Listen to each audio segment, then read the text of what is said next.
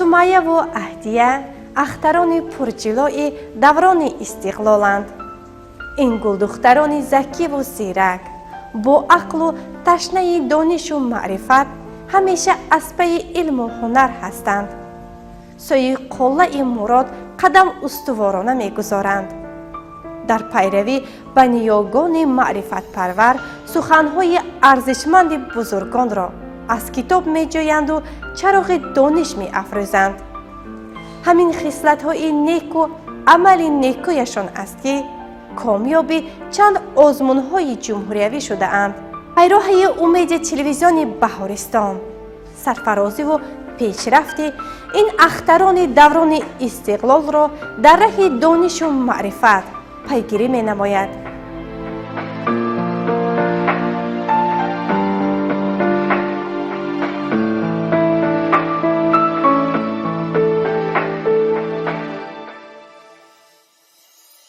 خواهران گلصفت سمیه و اهدیه قادروها گلغنچه های پر امید باغ پرشکوه استقلالند.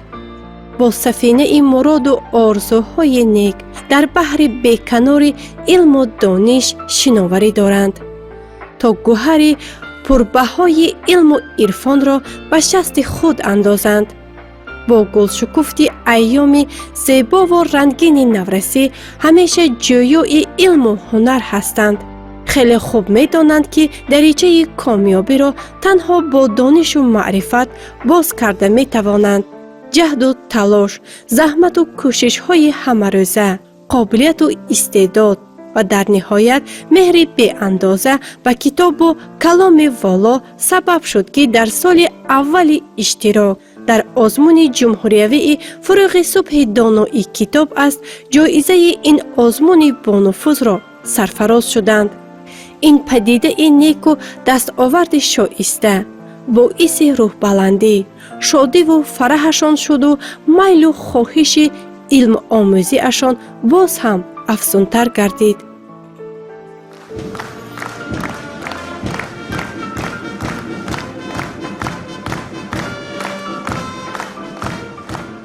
فرزندانم وقتی که آزمون جمهوریوی فروغ صبح دانایی کتاب از را طریق تلویزیون تماشا میکردند به خود مقصد گذاشتند که باید اشتراک نمایند و سزاوار جای نمایان گردند.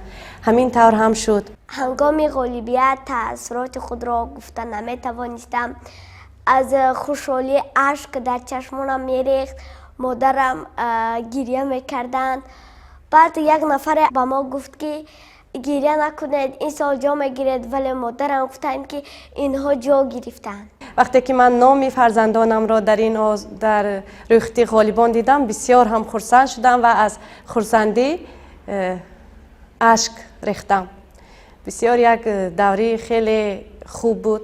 من با وجود آنکه مادرشان هستم آموزگارشانم هستم و در آنجا برای آموزگاران 10,000 سامانی مکافات پولی تقدیم نمودند. این چنین با نشانی معرفت پرور سرفراز گردانده شدم. بخت برایتان خندید و هر دو غالب آزمون جمهوریوی فروغ صبح دانایی کتاب است گردیدید. عین حال احساسات خود را چگونه افاده کرده می توانید؟ من خیلی از آن خوشحال هستم که در آزمون جمهوریوی فروغ صبح دانایی کتاب است از روی نومیناسیای ادبیات کلاسیکی تاجیک اشتراک نموده در دور جمهوری سزاوار جای سیوم گردیدم. مینداری خود را به اساسگذار صلح و وحدت ملی پیشروی معظم ملت محترم امام علی رحمان میرسانم که برای ما کودکان و نورسان چنین آزمون‌های با نفوذ را فراهم آوردند. ما کودکان می توانیم در چنین آزمون‌های با نفوذ اشتراک نموده دانش و ملکه خود را صیقل دهیم. کار از تدبیر نتوان برد پیش، هر که در کار است بیکار است و بس. دود نتوان بست بر دوش شرار، چون ز خود رستی نفس بار است و بس. جهل ما به دل به آگاهی نساخت، نور به ظلمت شبی تار است و بس. من از حد به حد خرسند بودم، چون که در این آزمون نه همه کسان می توانند در این آزمون سزاوار جای گردند. پدر و مادرم می گفتند که همین وقت که شما به همین آزمون می روید این یک غالبیت است. یکم روز به کتابخانه ملی رفتیم. در آنجا همه نومیناسیه ها را در کابینت های علاهیده تقسیم نمودند. وقتی که آنجا قرعه کشی شد، من اول یک رقم را گرفتم که آن رقم 30 بود. بعد من سیومین روز آخرین برآمد نمودم. استاد عطا میرخواجه گفتند که تو 100 غزل میدانی؟ من گفتم بله. بعد گفتند که کنی 10 غزل گو. من از عطا میرخواجه گفته سر نمودم. بعد آنها همه خندیدند. از عطا میرخواجه: به سرم چی کار داری که سرم به شانه کیست؟ به دلم چی کار داری که دلم نشانه کیست؟ تو ز دوستم چی پرسی و ز دشمنم چی جویی؟ به لبم لبی کی باشد به لبم ترانه کیست؟ من و عاشقی چی گنجه تو و عالمی چی رنجه؟ همه علم تو نیابد صنمم ز خانه کیست؟ اگر آبی چشمهایم زر و زیوری جهانند، تو چی دانی آبی چشمم گوهری خزانه کیست؟ من و عاشقی نمودن تو و زنده بودن افسوس، حسدی جگر گدازد غم جاویدانه کیست؟ همه عمر صرف کردم بر رسانه های اخبار، خبری وصال نیرو شرفی رسانه کیست؟ غالبیت دو فرزند من در آزمون فروغ صبح دانای کتاب است که این آزمون واقعا شفاف صورت میگیرد. وقتی که اینها از اولی آمادگی به این آزمون کوشش به خرج دادند، شبانه روزی خواندند، ازبر کردند و در دور شهری ولایتی جاهای معین را اشغال کردند و در دور نهایی نیز غالب آمدند. این آزمون در نهادی آنها، در روحیه آنها برای شخصی که کتاب رو دوست می‌دارد خیلی تاثیر رساند و همین چیز بود که امروز آنها پیوسته کتاب می‌خوانند، پیوسته مشغول مطالعه هستند، پیوسته با هم بحث می‌کنند، پیوسته هنگام مشاهده این یا اون غلط‌های املایی بین هم مسابقه می‌کنند، بحث می‌کنند و این خود گواهی اون است که این آزمون در شخصیت آنها تاثیر خود را گذاشته است. در قلب کوچک سمیه و اهدیه، نخل همیشه بهار علم و عرفان الکی ریشه قوی دارد. همین باشد که آنها با دلبستگی زیاد وارد خزینه معرفت می شوند. با شوق و رغبت دوچند اثرهای پند آموز و شوق‌آور را با دقت و ذهن بلند مطالعه می کنند. با این وسیله جهان معنوی اشان را بوی و رنگین می سازند و شکوه تازه می بخشند. باور به آن دارند که تنها دانش و معرفت جوشن با اعتماد و چراغ پرنور راه آینده اشان بوده می تواند. مهر شمایان به کتاب و کتابخانه چگونه پیدا شد؟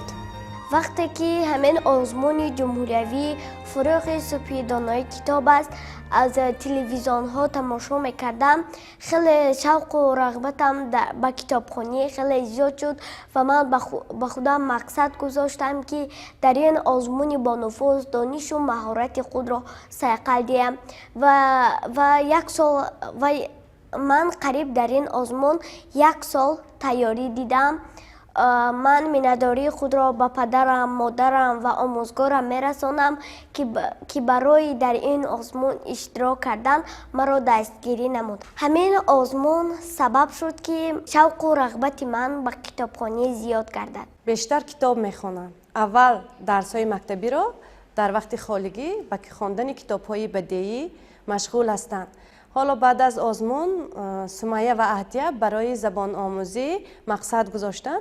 به درس‌های علاوگی زبان انگلیسی می روند و میخواهند در آزمون‌های بین المللی اشتراک نموده سزاوار جایهای نمایان گردند. وقتی که من در این آزمون اشتراک نمودم باید ما کتاب‌های نثری نیز باید میخوندیم. بعد ما با مادرم کتابدار هستند، در کتابخانه مرکزی شهر بوستان کار میکنند. بیشتر به ما مادرم کمک میکردند. بعضی کتاب‌های نبودند که مادرم در همان کتابخانه نبود.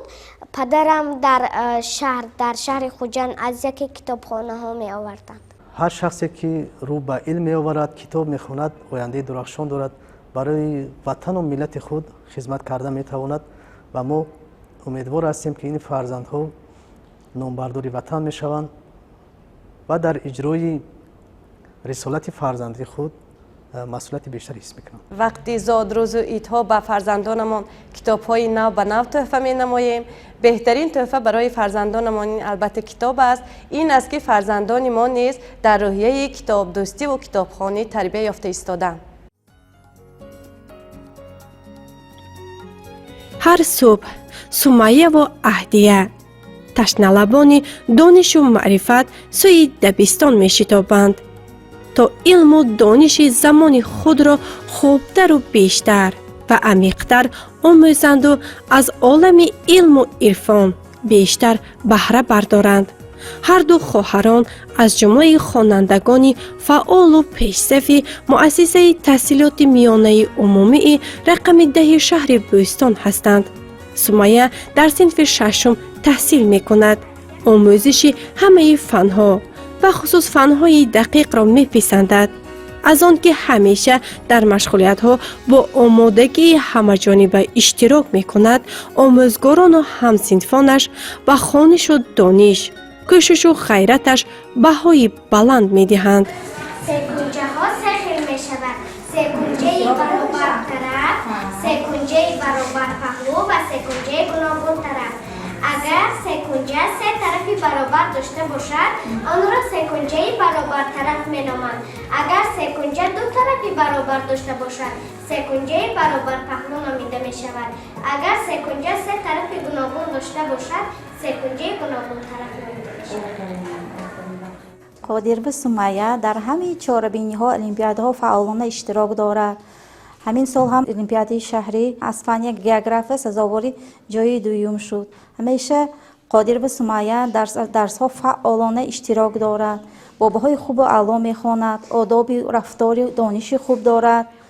ما با قادربه سمیه فخر داریم که او در مکتب ما می‌خواند، تحصیل می‌کند. دختر که خیلی با آداب است. همین خصلتش به من معقول که دوید آمده مرا با آغوش میگیرد. معلم جان آمدید بیایید خوش آمدید. گفته دستم سمکه گرفته سیفم با آورده میموند پیش استالم. به معلم جان چی خدمت کنم، چی کار کنم، چی لازم؟ گفته از من وای پرسیده میستد.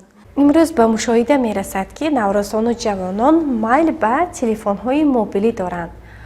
از نظر شمایان استفاده تلفن‌های موبیلی چگونه باید باشد؟ تلفن موبیلی از جهت سلامتی به ما ضرر خیلی بسیار دارد. بعضی کسانی هستند که بسیاری وقتهای خود را به تلفن موبیلی صرف میکنند. من به این شخصیت ها چنین مصلحت را دادنی هستم که بسیار به تلفن موبیلی رو نآورند. به کتابخانه ها روند، کتاب های بدیعی خوانند، در آزمون ها اشتراک نمایند، فعال باشند. باید هر یک چیز وقتی مناسب خود را داشته باشد. من بسیار به کتابخانه مشغول هستم، کمتر تلویزیون ها تماشا میکنم که این برنامه های تلویزیونی بهارستان است. اساسا من از تلفن های موبیلی استفاده نمی کنم. ما در خانه یک تا تلفن موبیلی داریم که آن هم برای زنگ زدن به پدر و مادر است. دوست‌ها چند خیلی میشدن؟ دوست‌ها سه می شوند، نانی، زبانی و جانی. دوستی زبانی این در پیش تو دیگر چیز میگوید ولی در قفای تو دیگر چیز. دوستی نانی باشد میبیاید نانی تو رو میخورد و میرود و در پشتت باز گم میزند.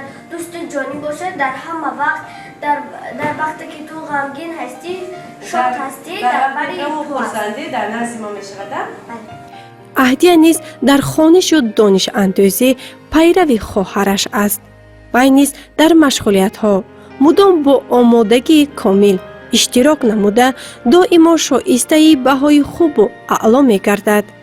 حالا در صنف چهارم این مؤسسه تحصیل دارد.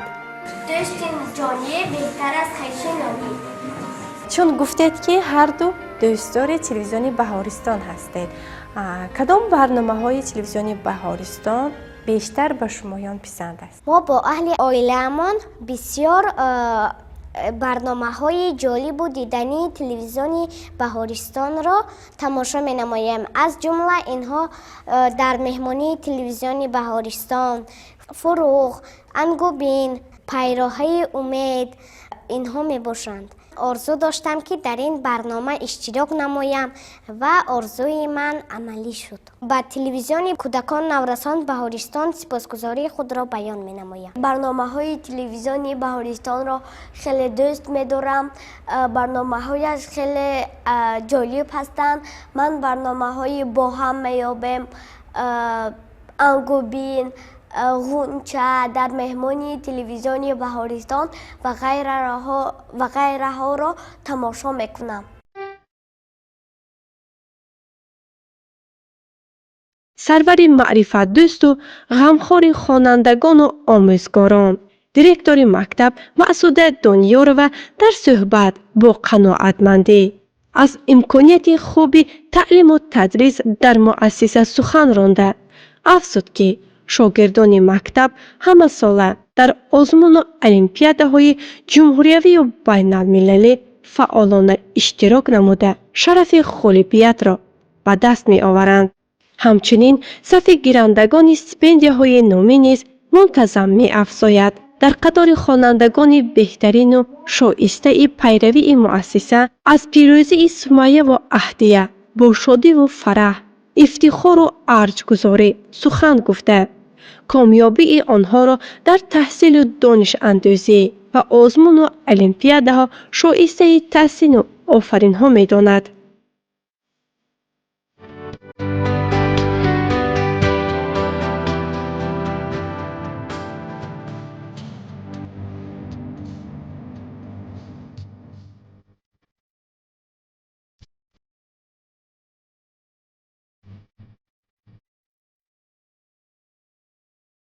امروز در مؤسسه ما برای آماده نمودن خوانندگان به آزمون‌های فنی، به آزمون‌های جمهوریوی و المپیادهای فنی مکتب بچگان همه شرایط فراهم آورده شده است.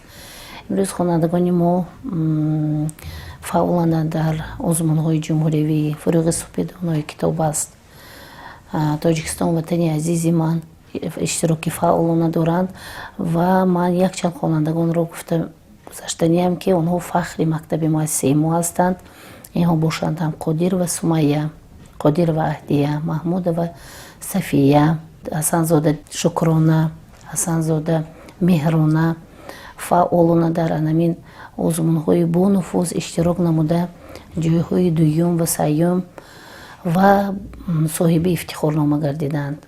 بجز از آزمون جمهوریوی فروغ صبح دانایی کتاب است، باز شمایان در کدام آزمون ها اشتراک نموده غالب شده اید؟ من در آزمون های کتابخوانی بهترین، مولانا خوانی، باز رودکیخوانی و غیره اشتراک نموده سزاوار جایهای نمایان گردیدم.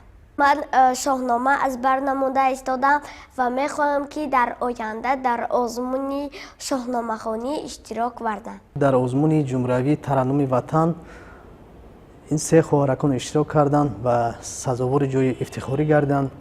وقتی که ما برای قدرشناسی به دور نهایی آزمون به شهر دوشنبه رفتیم، پس از قدرشناسی زینب رو غیر چشمدوست آمدن به صحنه برآوردن و من همون لحظه گمان میکردم که زینب شاید نتواند شعر خواندن، شاید چیزی رو خطا کند و خوشبختانه زینب یک شعری بخشیده به پیشوای ملت رو به یگان غلط قرائت نمود با یک صدای به خودش خاص باوری داشته و همه کفگوبی کردند و ما بسیار افتخار کردیم که از خودش علاقه این به شعرخوانی شوق و ذوق دارد. بابا جانم قهرمان امام علی رحمان، دعای ما کودکان خدا او را نگهبان.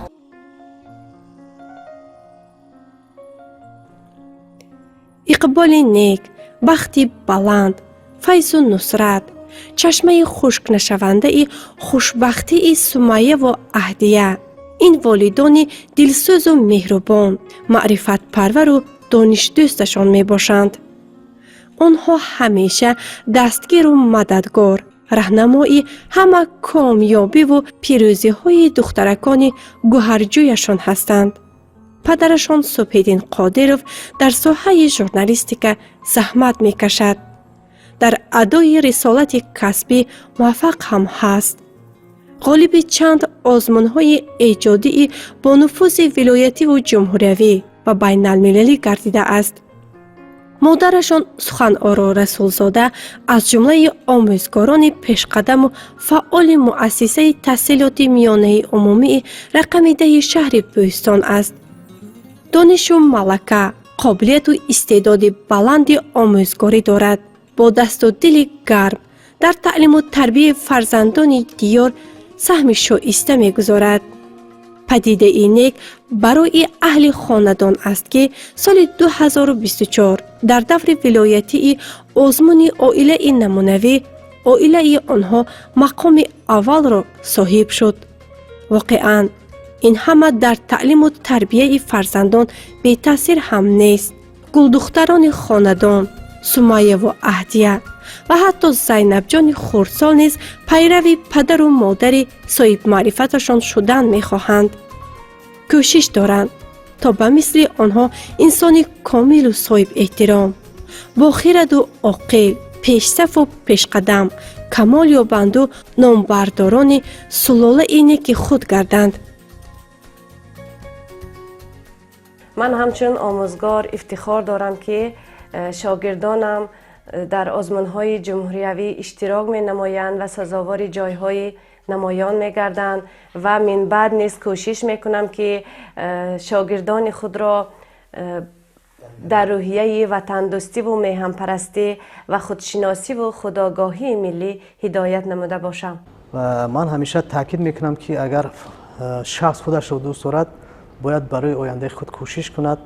اهدیه و سمیه همیشه برای آینده خود کوشش میکنند تا آینده خود را درخشان سازند. پیش از همه به پرزیدنت جمهوری تاجیکستان محترم امام علی رحمان میnnadori بیان میکنم که چنین آزمون‌های با نفوذ را تشکیل کردند، سرپرستی میکنند و امروز فرزندان ما در این آزمون‌ها اشتراک میکنند، هوسمند میشوند و این البته در شخصیت آنها تاثیر عمیق میگذارد. اشتراکچیان این آزمون یک شخصیت‌هایی میشن که برای رشد تاجیکستان سهم نظررس خود را میگذارند. در آینده در انتخاب کدام کسب بودن را هر دوی شمایان آرزو دارید؟ من میخواهم در آینده کسب پدرم را یعنی ژورنالیست شوم. برای آنکه ژورنالیستی این کسب خیلی پر افتخار است. من وقتی که به تلویزیون می‌نگرم آنها لباس‌های خیلی زیبا دارند، ادبی گپ میزنند، سخن‌هایشان خیلی زیبا است و من از تلویزیون دیده آنها را مشق میکنم و در آینده میخواهم که ژورنالیست شوم. من در آینده میخواهم که کسب دکتر شدن را گیرم، بیماران را طبابت نمایم.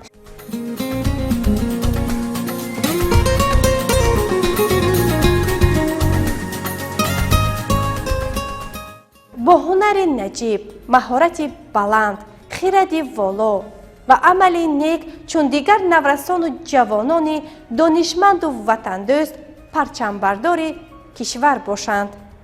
سهم شایسته در آبادی و شکوفایی وطن محبوب تاجیکستان زیبا منظر گذارند. برایشان بخت و اقبال نیک، کامیابی و پیروزی ها در علم و عرفان، معرفت و هنر را آرزومندیم.